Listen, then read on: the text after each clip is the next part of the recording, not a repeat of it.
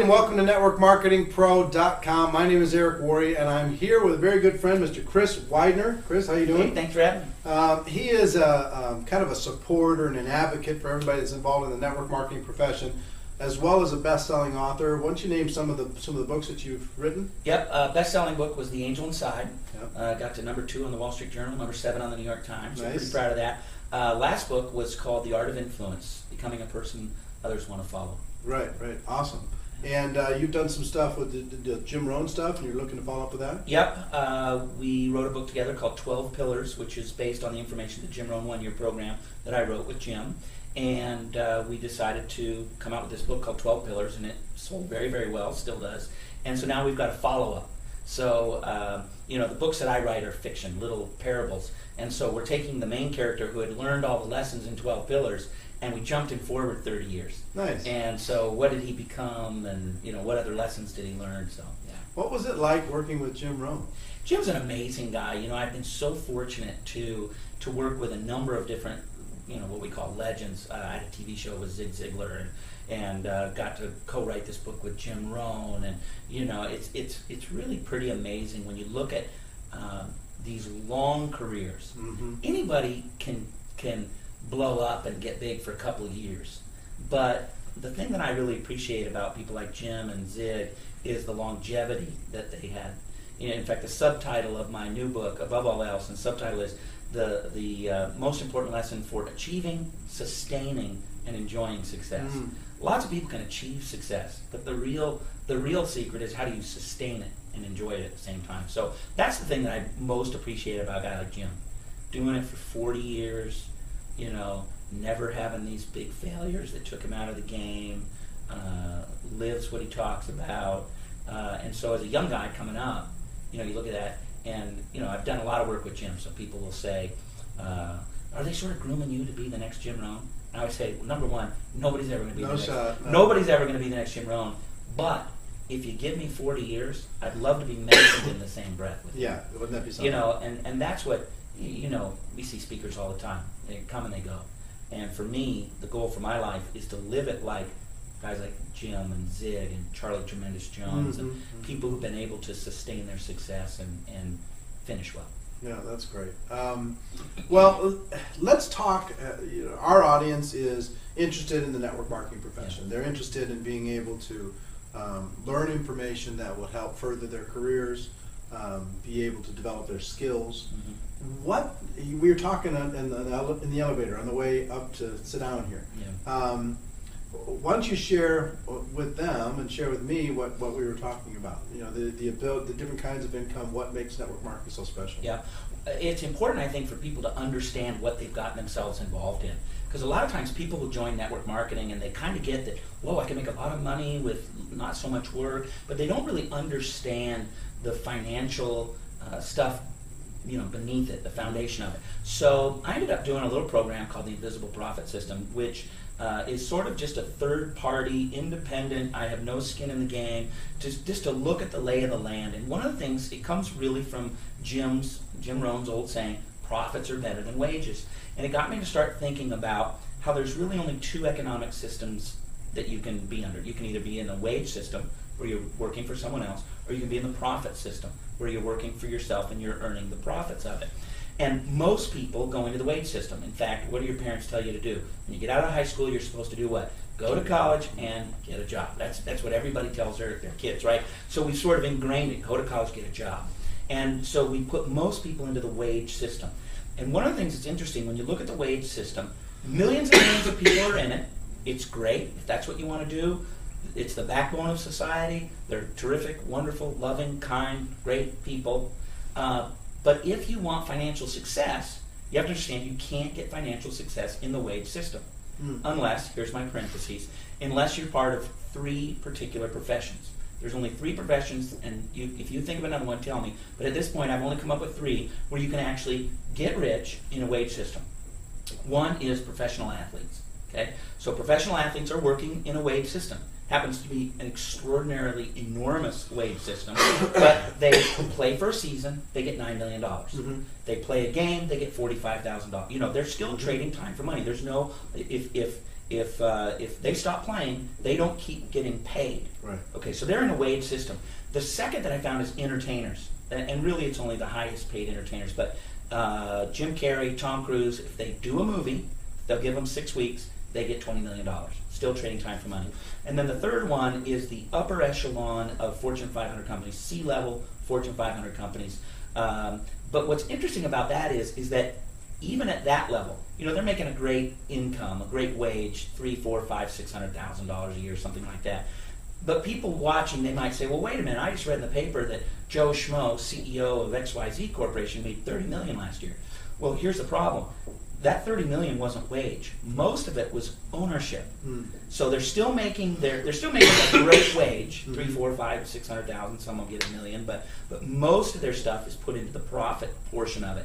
So other than those three, if you can throw a football 50 yards and hit a guy who's running a 4.240 dead on, if you can dunk a basketball, if you can, you know, guard Michael Jordan, you know, if you can shoot a hockey puck, you know, through 4 guys, if you can play pro sports, but when you look at it, there's only about 4,000 professional athletes in the 4 major sports. And then let's take all the entertainers, the rock stars, the movie, you know, actors and actresses. You're probably talking about another, you know, world of 1,000 people.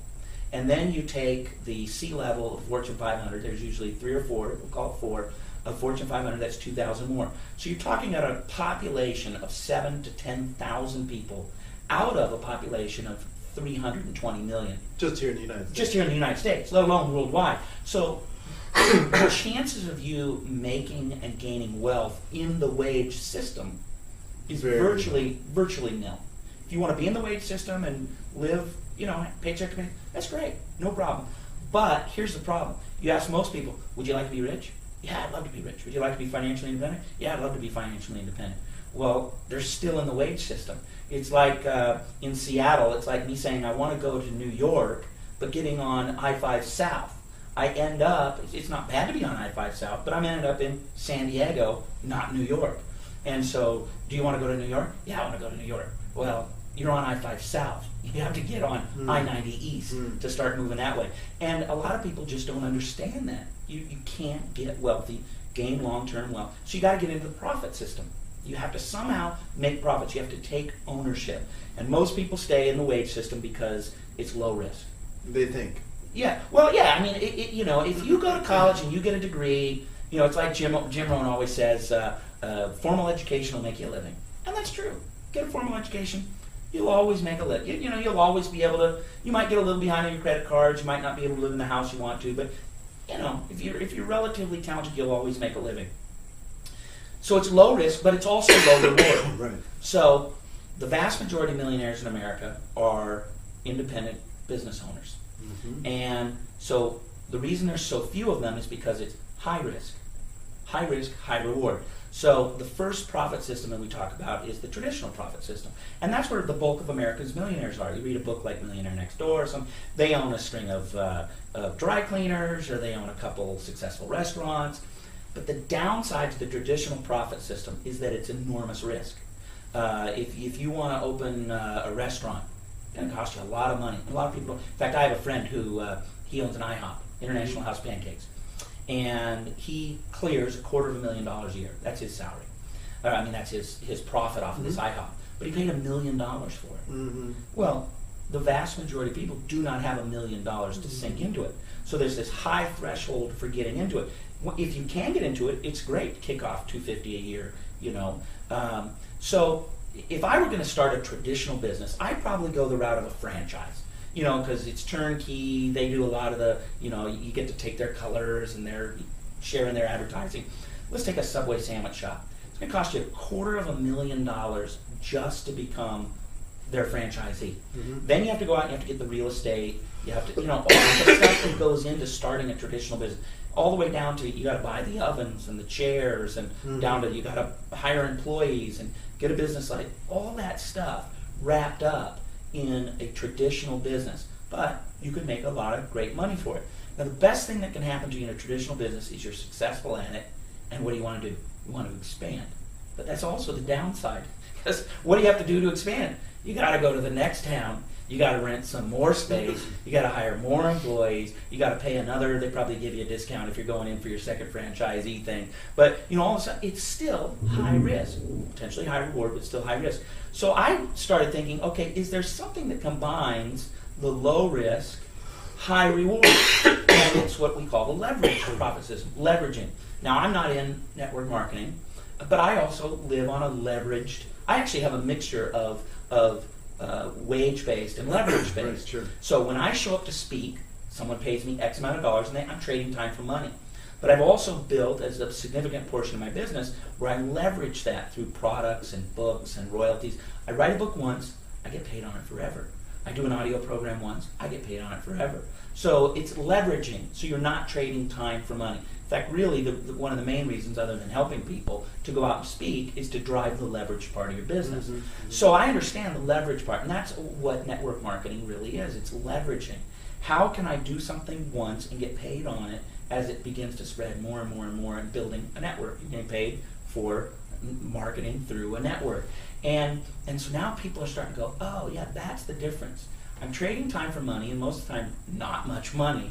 Or I can do something once, and then that just takes a little foothold, but then it grows to a little bit more, a little bit more, a little bit more. And where we came up with the invisible profit system is most of the network marketing companies, they do everything for you. Mm-hmm. I like to be, I'll be speaking to a network marketing company, and I'll say, how many of you are mixing the products at your kitchen sink? Right. Nobody.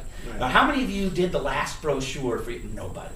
How many of you have to calculate what everybody in your downline earned, partition it up, and send royalty check? Nobody. So their business is really invisible. I mean, it's a business that exists. I have a friend. She makes, in the $300,000 to $400,000 a month range, and she runs it out of her home office.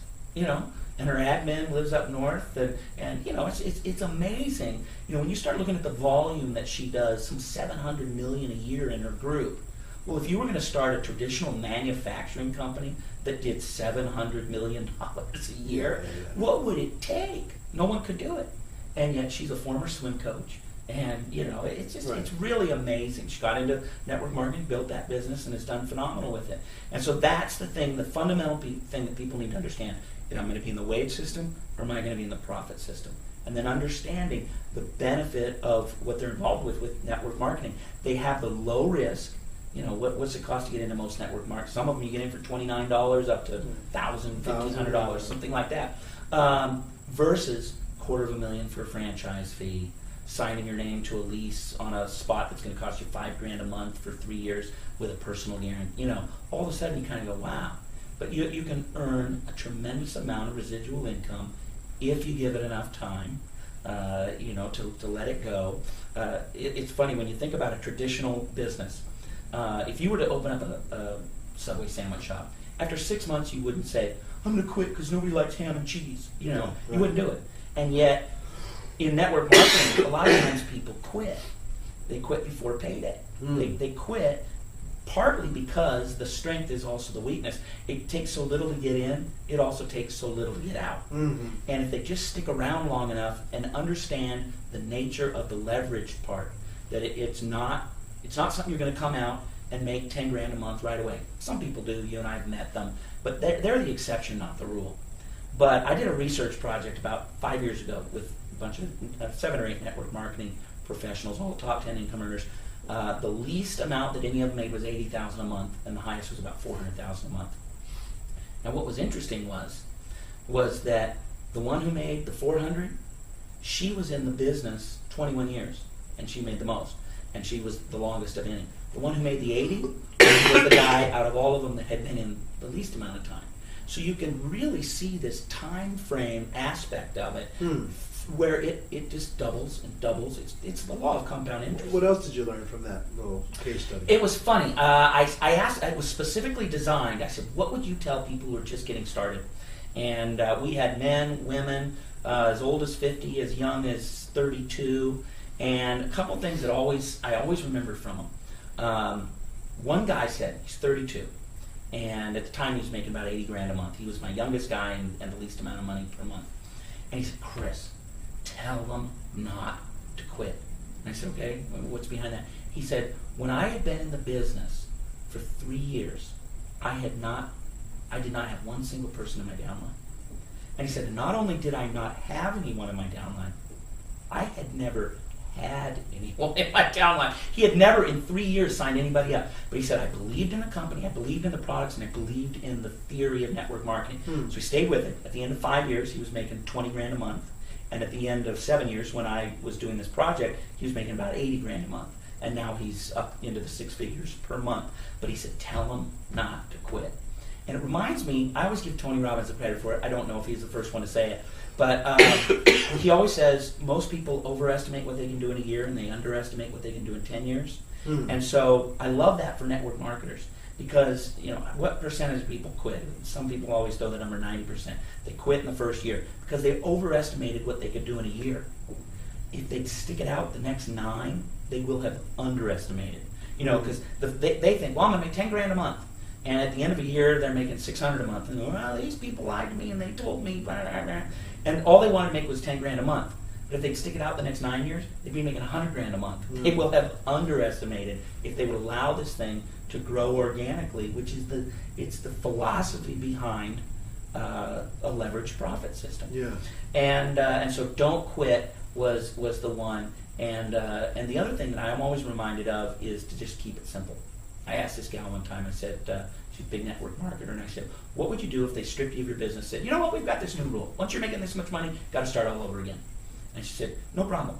And I said, well, what would you do? And she said, I'd fill my calendar. And I thought, it's just simply profound.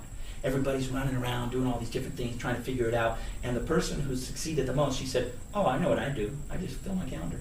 That was it. I'll meet you at Starbucks at 9, I'll meet you at Starbucks at 10, I'll meet you at your home at 11, and just fill my calendar and tell people and tell people and tell people and tell people and tell people and tell people. I love that. Yeah, and I tell people all the time, she's one of the biggest network marketers in the country right now, and I love that simply, I'd fill my calendar. What's she earning now? She's up at near 400. 400,000 a month. Yeah. Wow. And I just love it. I'd fill my calendar. And you got all these people out there, how do you do it? What's the secret? Well, you make Fill your presentations. You fill Fill your your calendar and That's talk to it. some people. Talk to people. Yeah. I love that. Yeah. All right. Well, listen. All of this stuff is fantastic and it's amazing. And there are tens of thousands of people watching this program all over the world. Yeah. 50 countries plus are watching what we're doing on a daily basis. They all want to become network marketing professionals, and they all are trying to unlock the code. Yeah.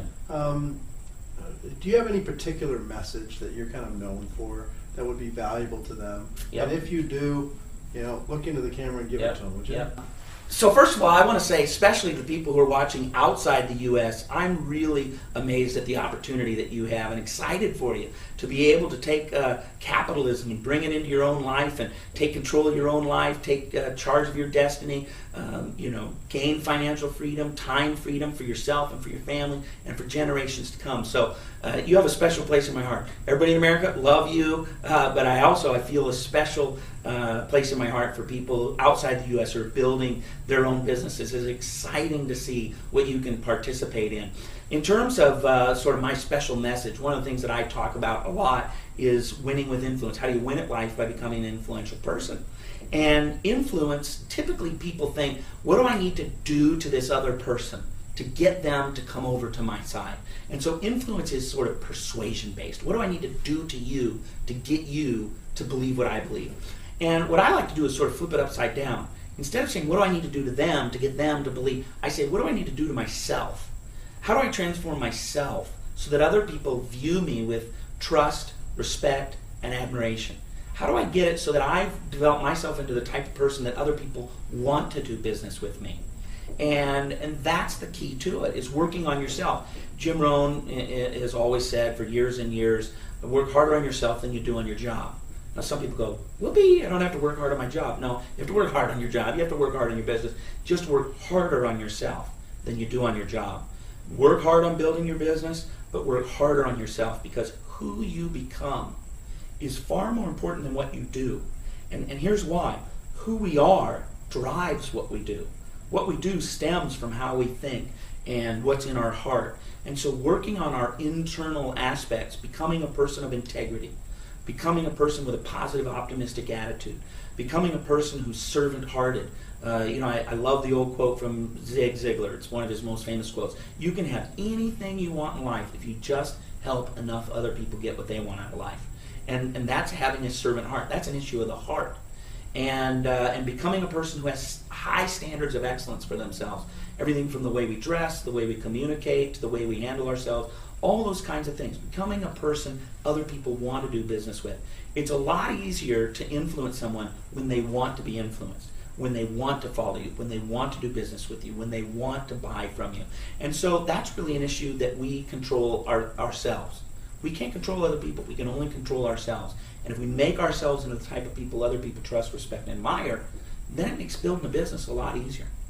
So, well, Chris, thank you so much. yeah, thanks for having me. I really appreciate you being willing to share. And ladies and gentlemen, if you appreciated what you heard, please comment below. Let's have a discussion about the different things that he talked about. I think there's some great nuggets. I loved filling up your calendar. I thought that was amazing. But there's some great nuggets in there that I think we could all benefit from.